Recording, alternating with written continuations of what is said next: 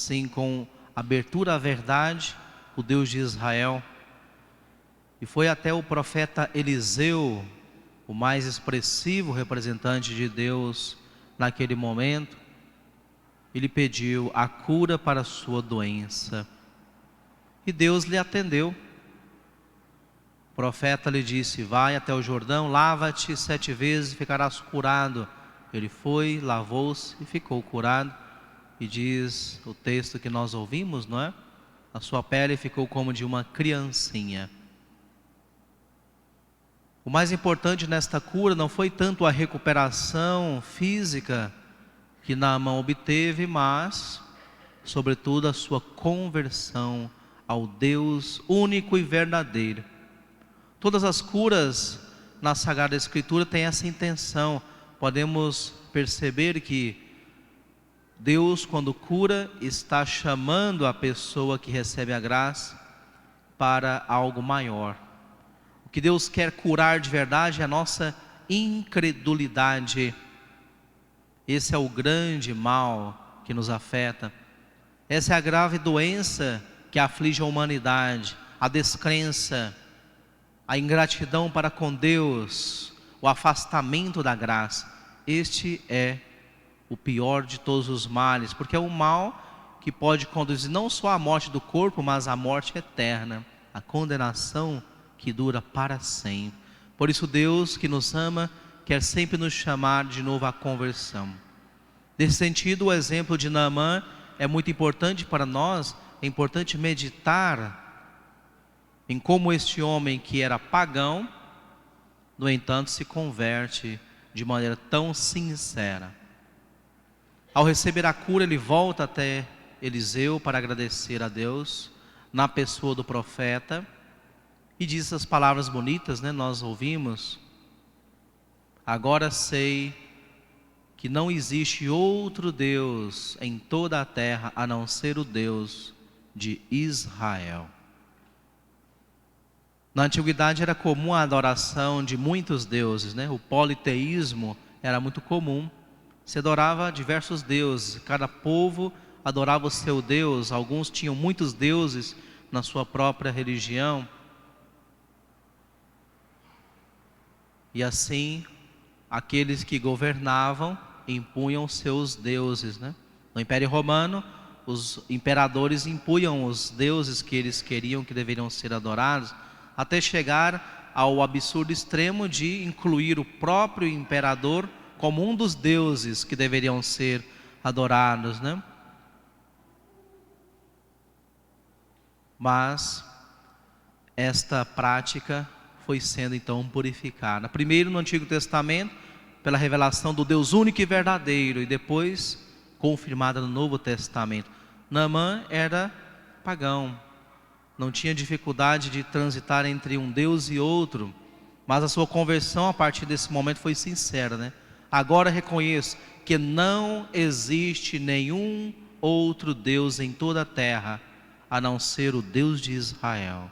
Professa sua fé no Deus único, abandona a idolatria, abandona o politeísmo para então adorar o único Deus. No Novo Testamento temos também o exemplo de outro estrangeiro. Não era propriamente um pagão, mas um samaritano. Porém, não era uma pessoa que para os judeus era considerada fidedigna, não é? Sabemos que os samaritanos eram judeus que misturaram-se com a cultura religiosa dos povos que se instalaram na Samaria, e então se desviaram da fé original, da fé ortodoxa, digamos assim, do judaísmo, e eram então considerados pelos judeus como os hereges. A pior heresia dos samaritanos era que eles não achavam que o templo de Jerusalém era o local exclusivo para adorar a Deus. Podia adorar a Deus ali, mas também em outros lugares. Então, os samaritanos construíram um templo para si, na sua terra, no Monte Garizim. Então, os judeus ficaram profundamente escandalizados com esse erro, né? Porque para o judeu, como está revelado, né, na Torá, no Pentateuco, Não se pode edificar outra casa para Deus senão o templo de Jerusalém. Existe só um templo, o templo de Jerusalém. E ainda assim, e ainda hoje é assim, não é verdade? Os judeus hoje já perderam o templo há muitos séculos. Hoje o local onde estava construído o templo de Jerusalém está sob dominação muçulmana. E os muçulmanos não brincam em serviço, eles não deixam ninguém chegar perto, né? Construíram ali uma mesquita. E para os judeus ficou apenas o famoso muro, né? O muro das lamentações. E os judeus não aceitam construir o templo, um novo templo em qualquer outro lugar, nem se for ao lado, não serve. Só naquele lugar, só na cidade de Jerusalém. Um só templo para manifestar a unidade do único Deus. Os samaritanos, portanto, eram considerados hereges. Mas justamente foi um samaritano que, entre os demais que foram curados por Jesus, voltou para agradecer a Deus, reconhecendo o poderio de Deus em Jesus Cristo, reconhecendo a divindade do Senhor. Um judeu bem sabe que somente diante de Deus podemos nos ajoelhar em adoração, não é assim? Para nós cristãos também é o mesmo, né? Somente adoramos a Deus e a mais ninguém. Mas aquele homem, o que ele faz? Ao voltar diante de Jesus, ele se ajoelha e se prostra com o rosto em terra para reconhecer então na pessoa de Jesus o Deus Todo-Poderoso que se fez homem. Tem essa conversão, tem essa mudança de vida.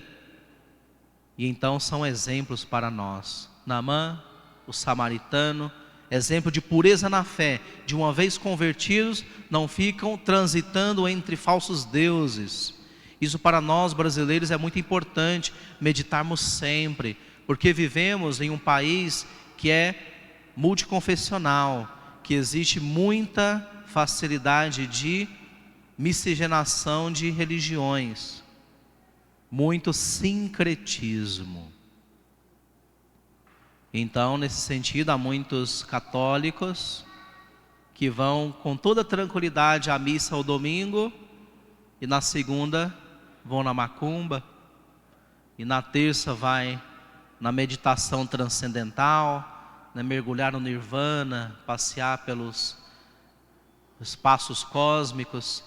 Outros vão se energizar com cristais, outros vão tomar Santo Daime, né? Diz que dá um grau muito interessante, né? O Santo Daime.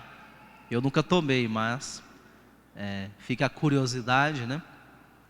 E assim por diante. Pessoas que vão então transitando de um lugar para outro, de um culto para outro, buscando talvez um milagre fácil, buscando uma graça, buscando uma libertação, mas da maneira errada. Não é assim que se busca a Deus. Deus não está em qualquer lugar. Não dá igual ir nessa igreja, naquela ou naquela outra. Não, irmãos e irmãs. Temos que professar uma fé clara, como Naamã fez. Agora reconheço que não há outro Deus em toda a terra, senão o Deus de Israel. Só há um Deus, só há um Senhor, só há uma igreja. Respeitamos todos os demais credos, as demais confissões, não brigamos com ninguém, admitimos a pluralidade das confissões religiosas, mas nós dizemos a verdade. Aceitar o outro como ele é não inclui sermos pessoas que aceitam tudo para nós. Não. A verdade é uma só, Deus é um só. Respeitamos os outros, mas afirmamos: só há um Deus Todo-Poderoso, e Ele veio a essa terra e se encarnou em Jesus Cristo, nosso Salvador, e fundou uma só igreja, não 350 mil, uma só e única igreja. E se nós cremos nisso, temos que viver de acordo com essa nossa fé. Por isso, ao meditar esse Evangelho, esta leitura de hoje, podemos então reafirmar, irmãos e irmãs, a nossa fé. E repito, sem atacar a ninguém, porque a igreja sempre nos ensinou que precisamos amar a todos e sermos tolerantes com todos, mas ao mesmo tempo e com a mesma intensidade defender a verdade. E a verdade é essa: não há outro Deus em toda a terra senão o Deus de Israel, o Deus e Pai de nosso Senhor Jesus Cristo, que com o Espírito Santo reinam e reinarão por toda a eternidade. Peçamos então a Nossa Senhora, Mãe de Jesus e Mãe nossa, que nos ajude. Estamos próximos da festa de Nossa Senhora Aparecida, não é? Próxima quarta, dia 12, padroeira do Brasil, padroeira das crianças. Peçamos à Mãe de Deus que nos ajude a sempre de novo reafirmar a nossa fé, respeitando a todos, mas defendendo a fé verdadeira com coragem, sem meias palavras, sem estar em cima do muro, porque a fé é algo essencial, é algo que vai nos conduzir à salvação eterna, para vivermos para sempre com esse Deus que nós defendemos e amamos desde agora. Que assim seja. Professemos a nossa